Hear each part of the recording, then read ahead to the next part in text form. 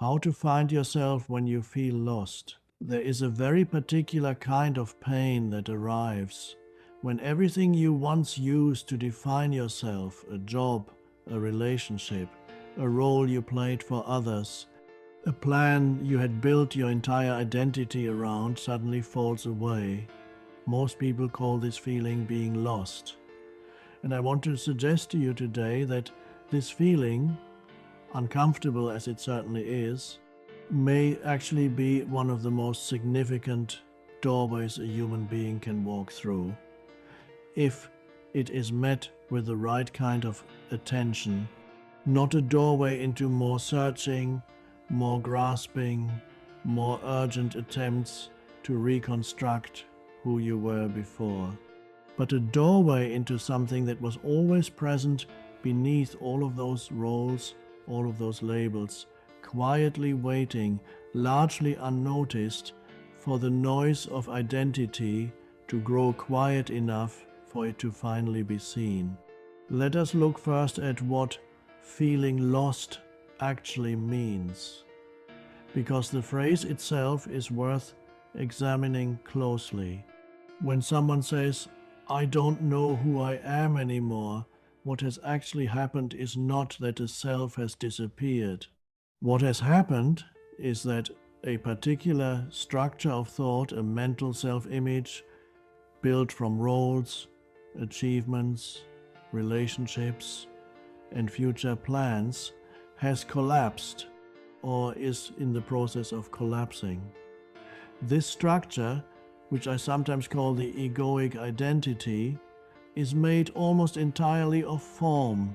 By form, I mean anything that can be named, described, or pointed to: your job title, your relationship status, your possessions, your opinions, your history, the story you tell about your life and where it's supposed to be going.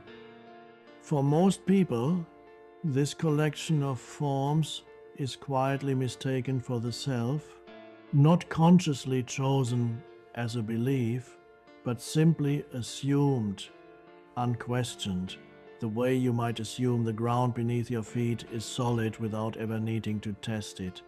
And it functions well enough most of the time, as long as the forms remain relatively stable. The job continues, the relationship continues, the plan continues to unfold roughly as expected.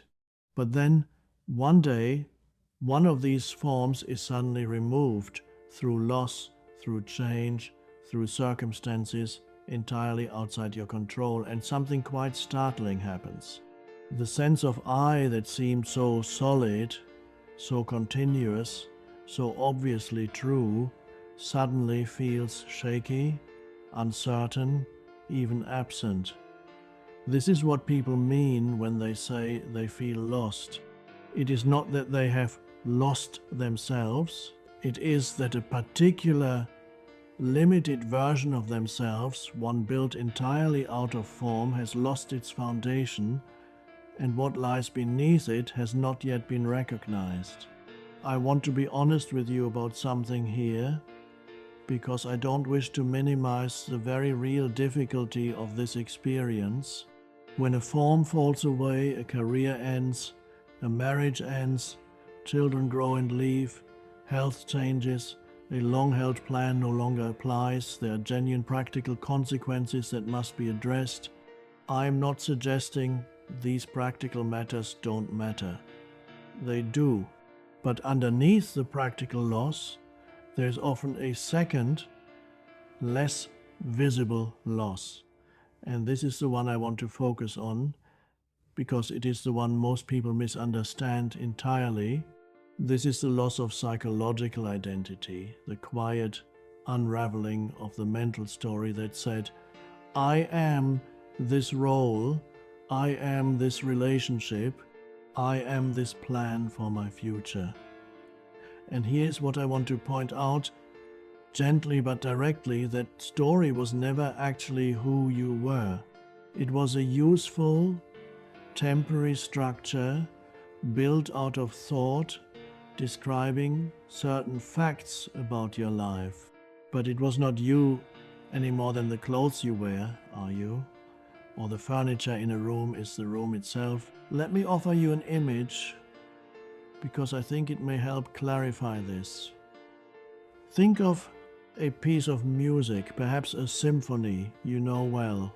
The notes rise, they fall, they build in intensity, and then, eventually, there is a pause, a silence between one movement and the next. If you were unfamiliar with music, you might mistake that silence for something has gone wrong, an interruption, an absence, even a kind of failure.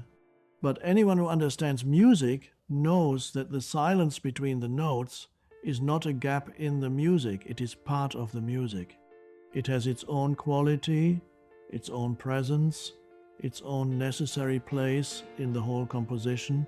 Without it, the notes that follow would have no space in which to be truly heard. Now, consider your own life in the same way. The roles, the achievements, the relationships, these are like the notes. And the moments when a form falls away, when you find yourself between one identity and the next, unsure of who you are, this is like the silence between the notes. It can feel, at first, like something has gone terribly wrong, but what if it is not an interruption in your life at all? What if it is, instead, a necessary and valuable space in which something quieter, something that was always present beneath the music, finally has the room to be noticed? This is where I want to introduce something that I believe is central to finding your way through this experience, the recognition that you are not, in your essential nature, any of the forms that have fallen away, nor even the forms that remain.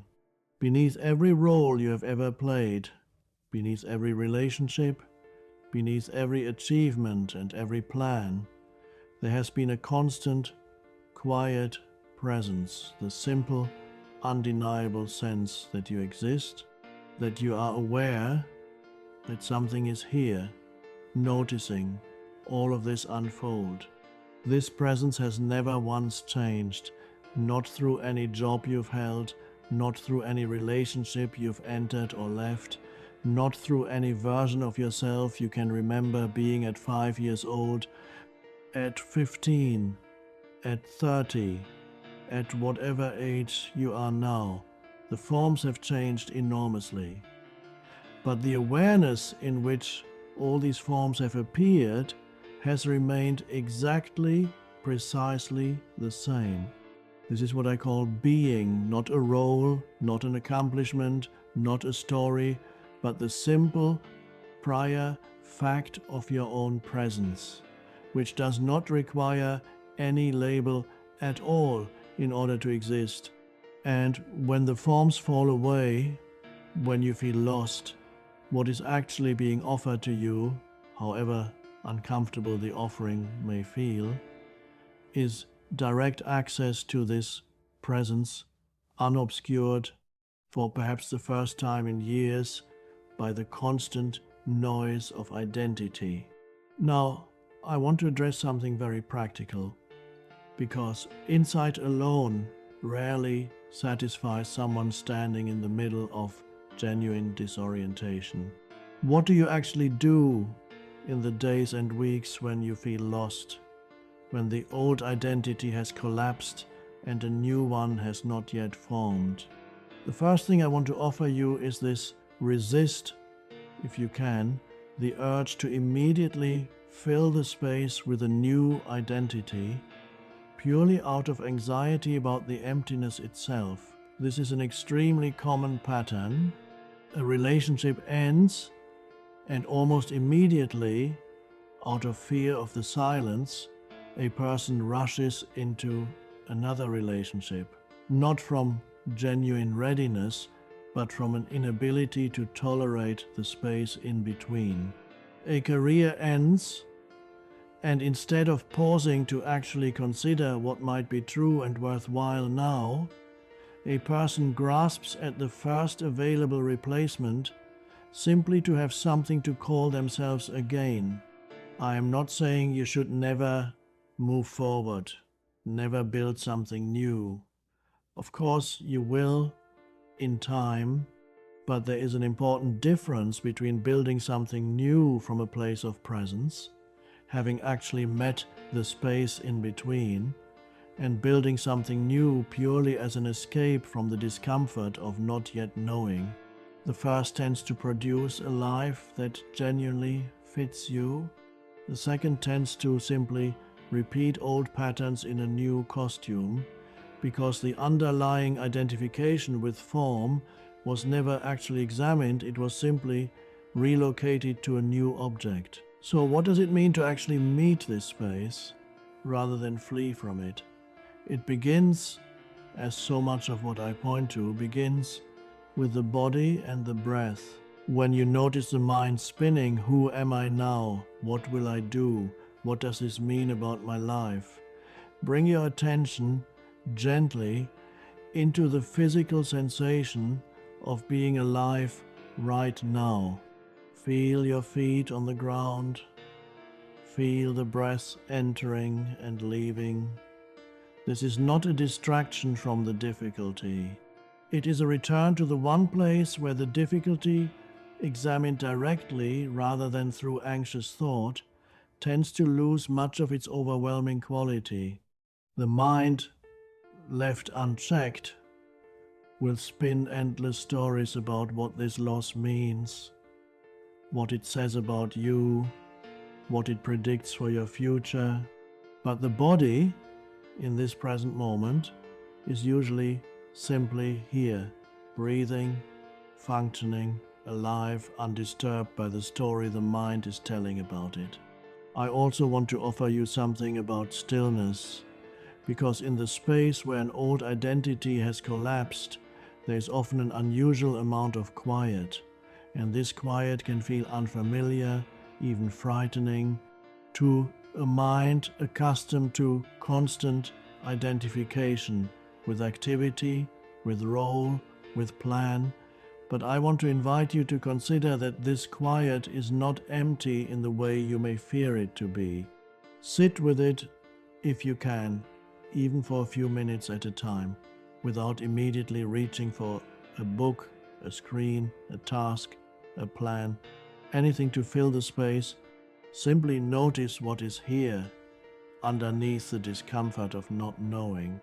You may find, if you stay long enough, that there is a kind of aliveness in this stillness that was previously drowned out by the busyness of identity. Not answers, necessarily, not a new 5-year plan handed to you neatly, but a quality of presence that feels oddly more real, more solid than any of the roles that came before it.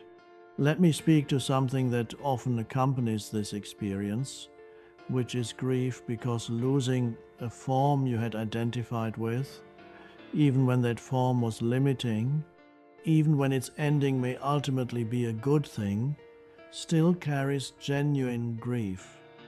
I want to honor that grief, not bypass it with spiritual language. It is entirely appropriate to feel sadness over the ending of a chapter, even while recognizing, at a deeper level, that you are not only that chapter. These two things are not in conflict. You can feel the very human sorrow of loss, and at the same time, notice the quiet, unshaken presence beneath that sorrow. Aware of it, holding it, unthreatened by it, in fact, allowing the grief to be fully felt rather than avoid it through busyness or premature reinvention, is often what allows the transition to complete itself naturally rather than remaining unresolved beneath a hastily constructed new identity. I want to say something now about what typically happens in time.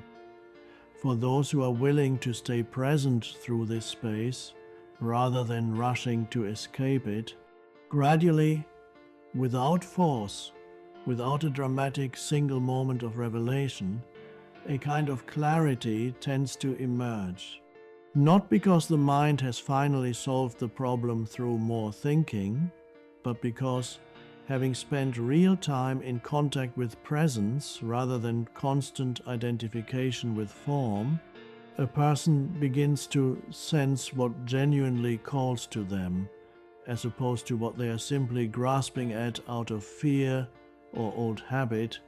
New direction, when it does arrive, tends to arrive not as a desperate answer to "who am I?", but as a quiet, almost obvious next step, recognized rather than manufactured. This is one of the great paradoxes of this experience. The harder the mind searches for a new identity, driven by anxiety, the more elusive genuine clarity becomes. But when the searching relaxes, when presence is allowed to simply be without needing an immediate resolution, clarity tends to arise far more naturally, almost as if it had been waiting patiently for the noise to quiet down enough to be heard. So if you find yourself right now in this space between forms, uncertain of who you are, uncertain of what comes next, I want to leave you with this. You have not actually lost yourself. What has been lost is a particular limited idea of yourself, built out of roles and circumstances that were always going to change. Because everything made of form eventually changes. What remains, quietly, patiently, beneath all of this uncertainty, is the very presence that is aware of the uncertainty itself, the same presence that has been with you through every version of your life you have ever lived, unbroken, unchanged, requiring no title, no role, no plan, in order to simply be. You are not lost. You are, perhaps for the first time in a long while, between the notes, and if you are willing to stay there a little longer than feels comfortable, without rushing to fill the silence, you may discover that this silence was never empty at all. It was simply waiting, as it always has been, for you to finally notice it.